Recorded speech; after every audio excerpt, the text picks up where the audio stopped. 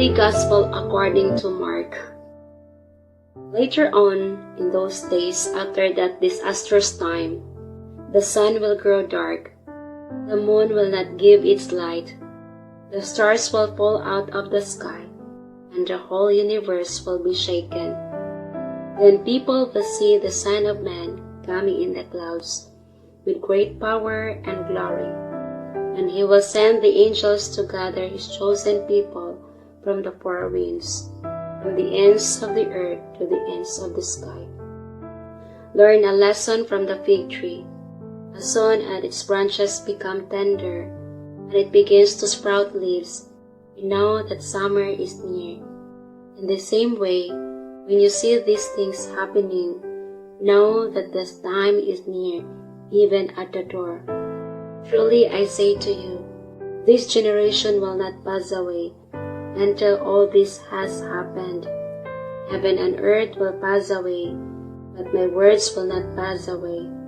But regarding that day and that hour, no one knows when it will come, not even the angels, not even the Son, but only the Father.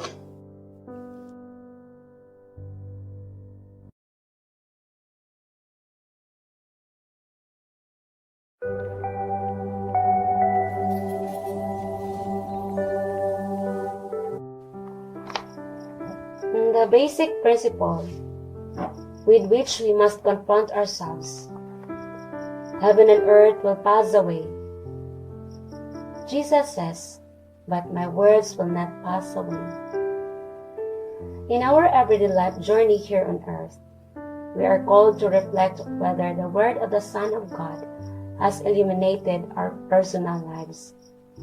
It will be the moment in which we have to abandon ourselves totally to the Father's love and His mercy. But oftentimes we forget the power of God over everything that happens and exists in this world. We oftentimes forget that God is above all these sufferings. Yes, all of this may happen at a time when we least expect it. But if we have faith, we have nothing to worry.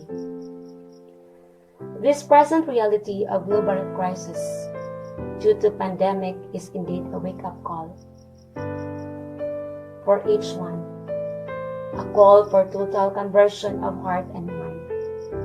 That despite the hardships and challenges that we are facing during this difficult situation, we have still the courage to proclaim the real meaning of love to our brothers and sisters who felt discouraged and hopeless in many ways. Let us always learn to give all our worries to God. Let us always learn to invite Him to dwell into our hearts. By doing so, we will not dread anything. Even the horrific end times, we will not fear.